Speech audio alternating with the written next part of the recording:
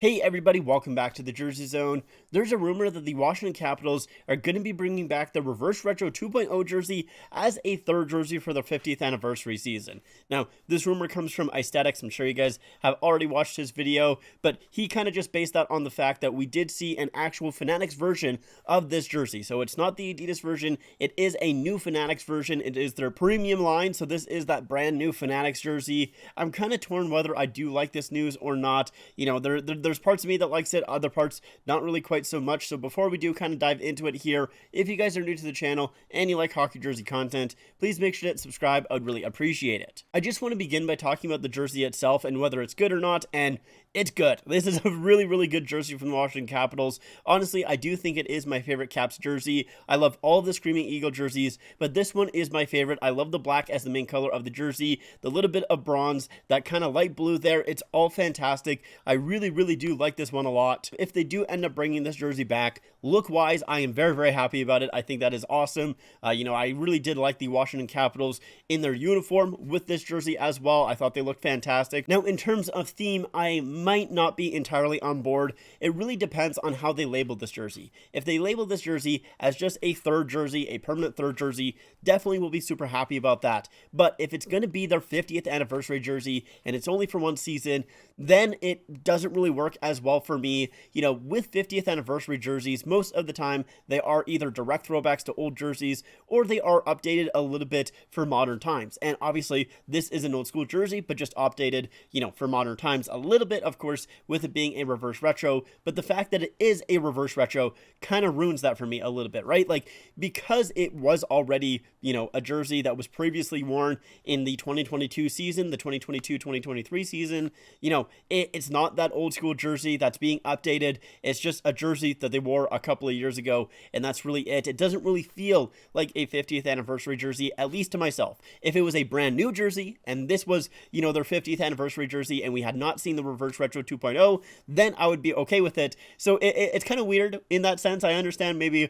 why you'd think that it would be a little bit weird, but it's just kind of how I look at it. You know, for me, what I would really like as a 50th anniversary jersey is just maybe the old school Screaming Eagle in white or blue, maybe the Capitol building. I'd be down with that. You know, they've already done a couple of throwbacks to their inaugural season jerseys and before, like, their Screaming Eagle jerseys, so we don't need to see those again for the 50th anniversary season. And especially with, you know, Alexander Ovechkin rounding out his career here and he started wearing those Screaming Eagle jerseys and everything like that, it would be cool to bring those back as a 50th anniversary jersey. But like I said, with it being the Reverse Retro 2.0, it just feels a little bit strange. It muddles the kind of theme a little bit, in my opinion. Although I do know that some people are still not really going to like the fact that they are bringing back this jersey because it is a reverse retro. And of course, with those reverse retros, they did advertise them as like a one-time thing. You know, you got to get this jersey now or you're not going to get it, and it's limited stock and everything like that. So a lot of people bought those jerseys from FOMO, like the fear of missing out. They didn't want to miss out on those. So a lot of people bought the jerseys at full price. Now, of course, we have seen a couple of reverse retros come back as third jerseys, the Calgary Flames as well as the Minnesota Wild. But with those two jerseys, they did change them up just a little bit. The Calgary Flames added those flames kind of just pattern on the sleeves, and with the Minnesota Wild, they added the shoulder patch. So the jerseys are minorly different, like very minimally. But with this Capitals jersey, even though it is going through a jersey manufacturer change, you know, from Adidas to Fanatics, it's not really all that different. You know, you have the different NHL shield, and that is your biggest change. Obviously, the Adidas logo being replaced by Fanatics as well, but those are two even smaller changes than what they did with the Flames and the Wild jerseys. So I understand why people would be upset, especially with this Capitals jersey, because, you know, with the Flames jersey and the Wild jersey, they were popular jerseys for sure, but at least from what I remember, it's not like they were crazy popular. Like, they weren't insane. With this Capitals one, it sold out really quickly. Everybody wanted it, and I've seen this jersey being sold on eBay for like $500 to $600 Canadian. Like, people have really spent a lot of money on just the Indo regular version of this jersey. So I definitely would understand why people would be upset coming from that perspective, even the perspective of people like holding on to these jerseys and hoping that they would increase in value in the future and, you know, wanting to do that as well. I don't really feel as bad for those people as I do for the people who just spent $600 on the jersey because they really wanted it. So I definitely understand why people would be upset with this jersey coming back here, even more so than the Flames and the Wild jerseys.